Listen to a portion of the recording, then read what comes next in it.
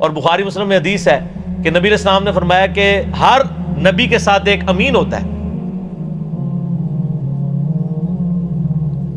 اور میرا امین جو ہے وہ ابو عبیدہ ابن جرح ہے۔ ان کو پھر یعنی یرموک میں حضرت عمر نے یعنی آرمی چیف لگایا اور فتح ہوئی۔ اس کے بعد بیت المقدس بھی فتح ہو گیا، کیونکہ ابو عبیدہ جو ہے وہ شروع کے مسلمانوں میں سے ہیں، مکی دور کے۔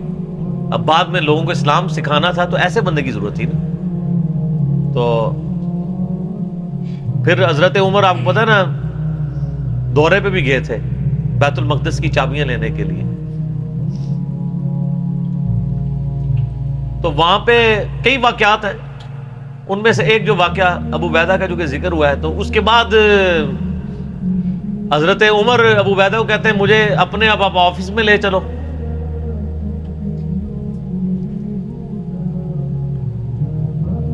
دنیا کی سب سے بڑی سپر پاور فتح کی ہو جس بندے نے، آپ سمجھیں کہ ایک بندے نے امریکہ فتح کیا ہے، کسی جنرل نے، واشنگٹن ڈی سی میں اس کا آفس تو ہونا چاہیے۔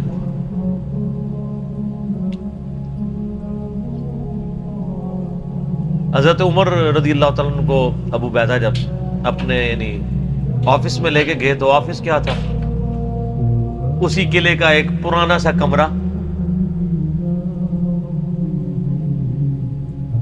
جس کے ایک کونے کے اوپر مصلی بچھا ہوا ہے، ایک وضو کی جگہ ہے، لوٹا پڑا ہوا ہے۔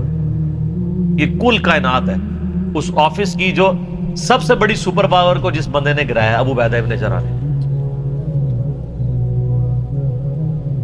حضرت عمر رضی اللہ تعالیٰ عنہ کی آنکھوں میں آنسو آ گئے۔ انہوں نے فرمایا کہ دنیا نے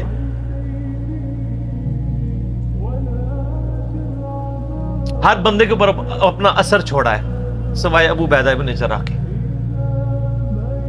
دنیا سے شکست نہیں دے سکی۔ دنیا سے مراد دنیا کی محبت، ہر بندے نے اپنا حصہ لے لیا۔ اس لیے آپ کو پتا ہے نا کہ حضرت عمر اپنے دور خلافت میں ابو عبیدہ ابن جرح کو بار بار خط لکھتے رہے کہ آپ ادھر آ جائیں، کیونکہ حضرت عمر چاہتے تھے کہ میں اپنے بعد ان کو خلیفہ نامزد کروں، اس لیے کہ وہ امین الامت ہے۔ لیکن وہ پھر حضرت عمر کے دور میں طاعون کے مرض میں وبا جو پھیلی تھی شام میں، اس میں وہ پھر شہید ہو گئے، اور وہی ان کا پھر وہ قبر بن گئی۔ سر میرا سوال ہے کہ طاعون کا مرض آپ کو پتا ہے کہ کیا تھا؟ جسم پہ پورے پھوڑے نکلتے تھے کینسر کے۔ تو کیا حضرت ابو عبیدہ ابن جرح ناکام گئے دنیا سے؟ کیسا جی کوئی بندہ مرا تھا، بڑا نورانی چہرہ تھا، یہ تھا وہ تھا، ہر بندے نے اپنے بنائے ہوئے۔ ایک بندہ پھوڑوں کی تکلیف سے مرا ہے، بخاری مسلم کی حدیث ہے، جو طاعون کے مرض میں مرا وہ شہید ہے۔ تو وہ مرے تو بستر مرگ پہ ہے لیکن شہید ہے۔ اور دوسری طرف خالد بن ولید آپ دیکھ لیں، سینکڑوں جنگوں میں حصہ لیا انہوں نے، کسی ایک جنگ میں شکست نہیں کھائی، حتیٰ کہ جو کافروں کی طرف سے بھی غزوہ احد لڑی ہے اس میں بھی ان کو شکست نہیں ہوئی۔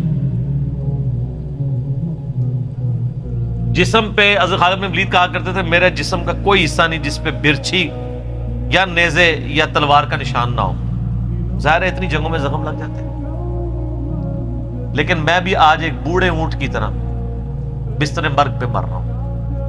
میں نے سینکڑوں جنگوں میں اپنی موت کو تلاش کیا لیکن موت نہیں آئی۔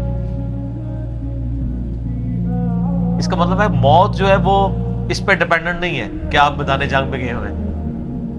ان کو موت میدان جنگ میں اس لیے نہیں آنی تھی کہ وہ اللہ کی تلوار تھے، اللہ کی تلوار تو نہیں ٹوٹ سکتی تھی۔ تو ان کا آج میں بھی بوڑھے اونٹ کی طرح بستر مرگ پہ مر رہا ہوں۔ صرف میں تمہیں یہ بتانا چاہ رہا ہوں کہ موت کا میدان جنگ سے کوئی تعلق نہیں۔ ویسے تو مسلم شریف میں حدیث ہے جو شخص شہادت کی تمنا کے ساتھ اپنے بسترے پہ بھی مرا اللہ تعالیٰ اسے شہید ہونے کا ثواب دے دے گا۔ ہمیں نیت کرنی چاہیے۔ یہ حضرت خالد بن ولید کے شعر ہیں کہ میں بھی اگر موت میدان جنگ میں آتی تو مجھے آتی جس نے سینکڑوں مار کے لڑے ہیں۔